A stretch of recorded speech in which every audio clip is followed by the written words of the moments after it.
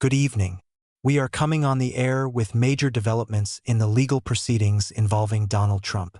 In the past few hours, Washington has undergone a dramatic shift following a judicial decision that has caught nearly everyone in the Capitol off guard. A federal judge has officially unsealed a large collection of evidence tied to Special Counsel Jack Smith's investigation. These documents, previously kept strictly confidential, are now public. Their release, especially concerning the indictment involving classified documents, has triggered an immediate and intense reaction across the political spectrum. What we are seeing now is not the slow, methodical pace typical of Washington investigations. Instead, we are witnessing a rapid escalation, something rarely seen in modern American politics. Within just 24 hours of the evidence becoming public, members of Congress have moved past discussions of inquiries or impeachment and are openly using the word arrest. To understand why the response has been so severe, we need to look at what actually happened. The Department of Justice had planned a controlled, structured release of information to Congress. That was the expectation: steady, bureaucratic, and tightly managed. But the federal judge overseeing the case accelerated the timeline, stating that transparency could not wait. Instead of a gradual release, the judge authorized a sweeping disclosure all at once, forcing lawmakers from both parties to confront the material immediately. Now, let's look at the substance of these unsealed documents, because understanding the exact charges is the only way to make sense of the reaction on Capitol Hill. The indictment outlined in these files is not vague or broad. It is detailed, consisting of 38 federal counts. Of those, 37 specifically target Donald Trump. The central charge is the willful retention of national defense information. It is important to understand what this means. Retention simply refers to keeping something. The key word is willful. In legal terms, willful indicates that the action was intentional. It means the person knew they had the documents, knew they were not legally permitted to keep them, and still chose to hold on to them. These documents are not personal notes or correspondence. They are classified national defense information. Under the Espionage Act, this category includes materials that could harm the United States or benefit a foreign nation. This represents one of the highest levels of sensitivity, involving the protection of American intelligence and military assets. But the charges do not stop there. The indictment also includes conspiracy to obstruct justice. By definition, a conspiracy requires at least two people agreeing to commit a criminal act. This means the grand jury, a panel of private citizens, determined there is probable cause to believe that Trump acted with at least one other individual to block the government from recovering these documents. It points to a coordinated effort, not an isolated mistake. The documents go further by detailing allegations of corruptly concealing a document or record. This refers to actively hiding evidence in order to interfere with an investigation. According to the allegations, when the National Archives began requesting the return of these materials as early as May 2021, the response was not just refusal. It involved efforts to hide the documents. The unsealed evidence describes a pattern of false statements made to federal investigators. So why is Congress reacting so quickly? Why did the word arrest surface within a single news cycle? The answer lies in the nature of the evidence now in public view. In today's polarized environment, it is expected that Democrats would call for accountability. Representative Jamie Raskin, a prominent member of the House Judiciary Committee, immediately argued that the Department of Justice cannot remain passive if criminal conduct is evident. His position is constitutional.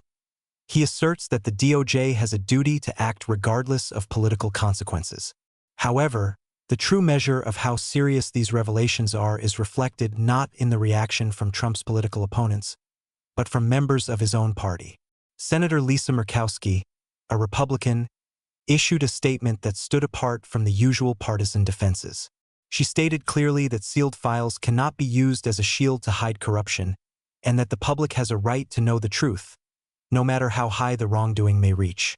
When a sitting Republican senator declines to dismiss the evidence as a witch hunt or partisan attack, and instead calls for transparency and accountability, it signals that the contents of these unsealed files are undeniably serious and politically damaging.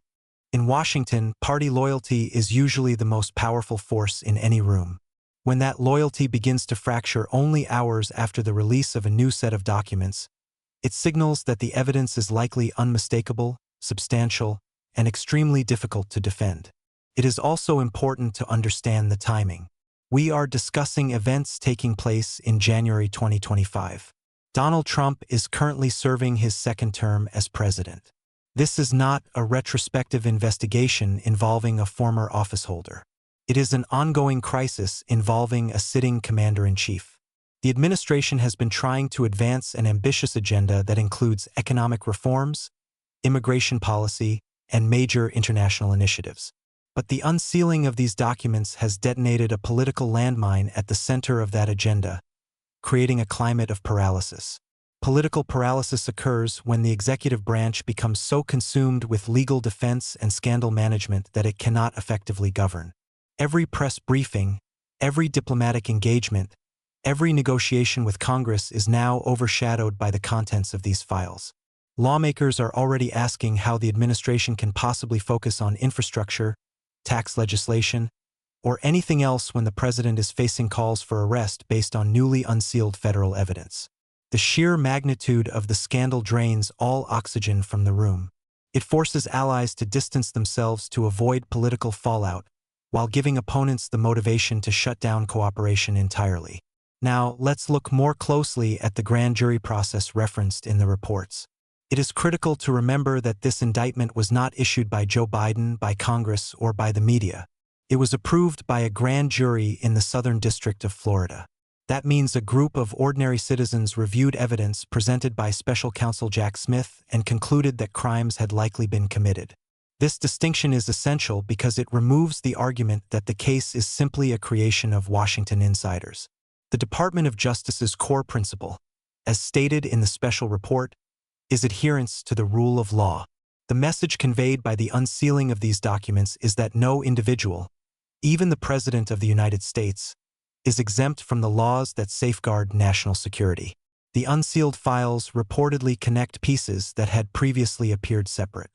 Investigators are now seeing links between the handling of these documents and broader inquiries, potentially including events tied to January 6th.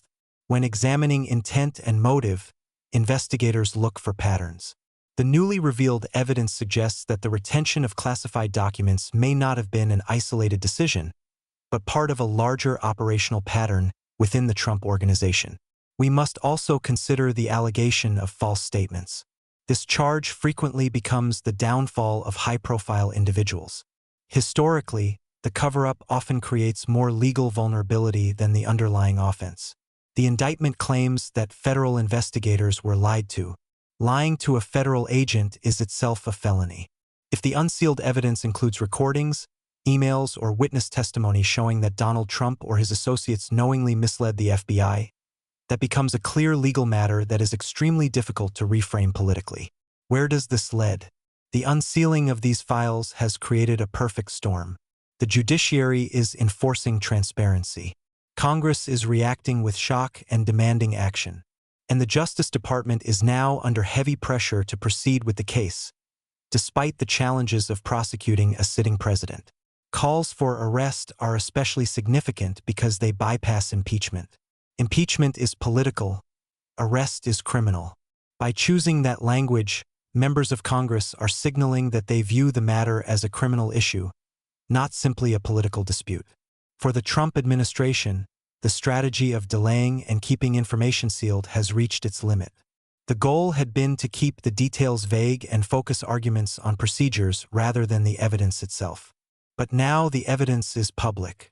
The public can read the charges. They can see the correspondence with the National Archives. They can see the allegations about boxes being moved to hide them from lawyers and investigators. The reality is that the legal system operates on facts, while the political system operates on perception. At this moment, both are moving against the administration. The facts in the indictment are serious, involving highly sensitive national security materials. The perception created by bipartisan shock in Congress is that a boundary has been crossed that cannot be undone. The days ahead will be decisive. Observers are watching to see whether the Department of Justice, under the Attorney General, responds to the demands from Congress. They are watching to see whether Republican leadership unites behind Donald Trump or whether the cracks revealed by Senator Murkowski widen into a deeper divide.